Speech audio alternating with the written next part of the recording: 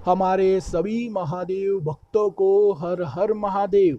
दोस्तों, आज की इस वीडियो में हम आपको महादेव शिव की एक ऐसी सच्ची और एक ऐसी चमत्कारिक घटना सुनाने वाले हैं जिसे सुनकर दोस्तों आप सभी के पैरों तले जमीन खिसक जाएगी। जी हाँ मित्रों, आपको बता दें यह चमत्कारिक घटना हमें लिखकर भेजते हैं उत्तराखंड के एक छोटे से गांव में रहने वाले कमल जी सोलंकी। जी हाँ मित्रों, कमल जी हमें बताते हैं कि यह घटना मेरे साथ कुछ ही दिन पुरानी है। दरअसल अभी दुनिया में कोरोना महामारी चल रही है। ऐसे में हमारे गांव में एक वैक्सीन का सेंटर लगता है जहां पर सरकार के द्वारा पूरे गांव में सभी लोगों को मुफ्त में वैक्सीन लगाई जा रही थी। तो मुझे भी बहुत से लोग वैक्सीन लगवाने को कहते हैं क्योंकि मेरी उम्र 60 साल से ज़्यादा है। ऐसे में कमल जी हमें बताते हैं कि मैं वैक्सीन लगवाने के लिए तैयार हो जाता हूँ, परंतु उसी समय उसी दिन मेरे पास कुछ लोग आते हैं और कुछ अजीब अजीब सी बातें करने लगते हैं। कोई बोलता है कि वैक्सीन लगवाने से मुझे बहुत तेज बुखार आया, और कोई बोलता है कि वैक्सीन लगवाने से मेरे उस रिश्तेदार की मृत्यु हो गई। कोई क्या बात करता है, कोई क्या बात करता है। लोगों की यह सभी बातें सुनकर एवं मोबाइल्स पर आ रहे मैसेजों को पढ़कर मैं बहुत ज़्यादा डर जाता हूँ, बहुत ज़्यादा घबरा जाता हूँ एवं वैक्सीन ना लगवाने का निर्णय ले लेता हूँ।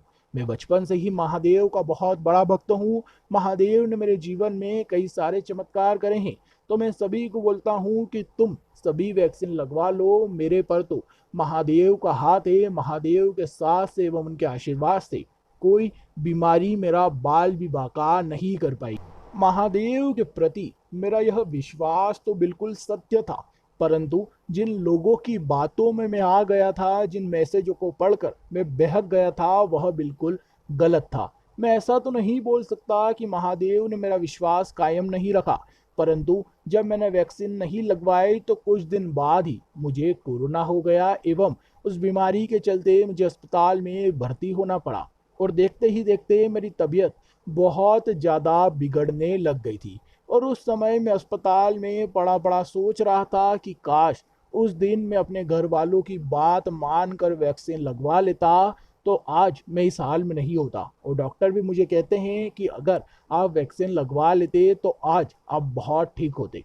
परंतु मैं वहाँ अस्पताल में सोच रहा था कि महादेव ने आखिर मेरा साथ क्यों नहीं दिया। फिर मुझे समझ आता है सभी की बातें सुनकर कि वह गलती मेरी ही थी, जो मैं कुछ गलत लोगों की बातों में आकर कुछ गलत मैसेजों को पढ़कर वैक्सीन ना लगवाने का फैसला ले चुका था। जबकि महादेव ने तो मेरा बहुत साथ दिया था। कई सारे लोग मेरे पास इस प्रकार के आए थे जिन्होंने मुझसे बहुत विनती करी थी, बहुत प्रार्थना करी थी, हाथ जोड़ जोड़ कर मुझसे प्रार्थना करी थी कि वैक्सीन लगवा लीजिए। परंतु मैं बहुत ज़्यादा आत्मविश्वासी होकर, बहुत ज़्यादा घमंडी होकर सभी को ना बोलता रहा, और आज मेरी इसी गलती की वजह से मैं इतना बीमार हो चुका हूँ। कमल जी हमें बताते हैं कि उसी पल मुझे मेरी गलती का, मेरी भूल का एहसास हो जाता है और मैं अस्पताल में सोया सोया महादेव से माफ़ी मांगता हूँ कि महादेव बस इस बार मेरे प्राण की रक्षा कर लीजिए, मेरी जान बचा लीजिए। मैं यहाँ से ठीक होते ही, जाते ही सबसे पहले वैक्सीन लगवाऊंगा एवं आगे से किसी भी प्रकार की ऐसी गलत अफवाहों पर, किसी भी प्रकार की ऐसी गलत बातों पर, गलत मैसेजों पर बिल्कुल भी ध्यान नहीं दूंगा। और फिर यह प्रार्थना करते ही मैं सो गया। और मुझे नहीं पता था कि महादेव का मेरे सर पर इतना हाथ है, महादेव का आशीर्वाद मेरे साथ इस प्रकार है कि कुछ ही घंटों बाद मेरी रिपोर्ट नेगेटिव आती है एवं डॉक्टर मुझे अस्पताल से छोड़ देते हैं। और यह बात सुनकर, जानकर मुझे बहुत खुशी होती है और मैं समझ जाता हूँ कि महादेव तो हर दम, हर पल मेरे साथ है। मेरा भरोसा महादेव के प्रति बिल्कुल भी गलत नहीं है। फिर मैं जाकर उन दुष्ट लोगों को, उन झूठे लोगों को सच्चाई बताता हूँ कि वैक्सीन लगवाना तुम्हारी जान की रक्षा के बराबर है, और अगर तुम यह वैक्सीन लगवाते हो तो आपके लिए ही सुरक्षित रहेगी। उसके कुछ पल बाद मैं अपने बेटे से कहता हूँ कि चलिए अब वैक्सीन लगवा कर आ जाते हैं, क्योंकि मैंने महादेव से वादा करा है कि मैं यहाँ से छुटते ही, बाहर जाते ही वैक्सीन लगवाऊंगा। तभी मेरा पुत्र मुझे बताता है कि पिताजी अब आपको वैक्सीन की कोई आवश्यकता नहीं है, क्योंकि अस्पताल में डॉक्टर ऑलरेडी आपको वैक्सीन लगा चुके हैं।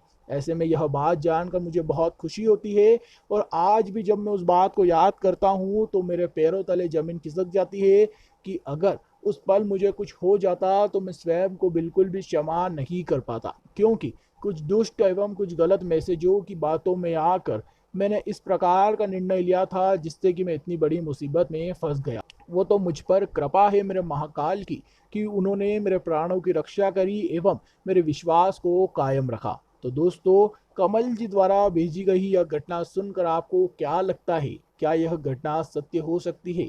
दोस्तों, आपके मन की बातें हमें नीचे कमेंट बॉक्स में जरूर बताएं एवं आप सभी से हाथ जोड़कर निवेदन करूंगा, विनती करूंगा कि इस महामारी से लड़ने के लिए सरकार द्वारा जो वैक्सीन लगवाई जा रही है, सरकार मुफ्त में जो वैक्सीन आपको लगा रही है, आप सभी से हाथ जोड़कर निवेदन है सरकार का साथ जरूर दें और अपने परिवार में जितने भी बुजुर्ग लोग हैं जिनकी आयु 18 वर्ष से ऊपर है या फिर जिनकी आयु 45 वर्ष से ऊपर है, उन सभी लोगों को वैक्सीन जरूर लगवाएं। अपने देश को और इस दुनिया को इस महामारी से जरूर बचाएं।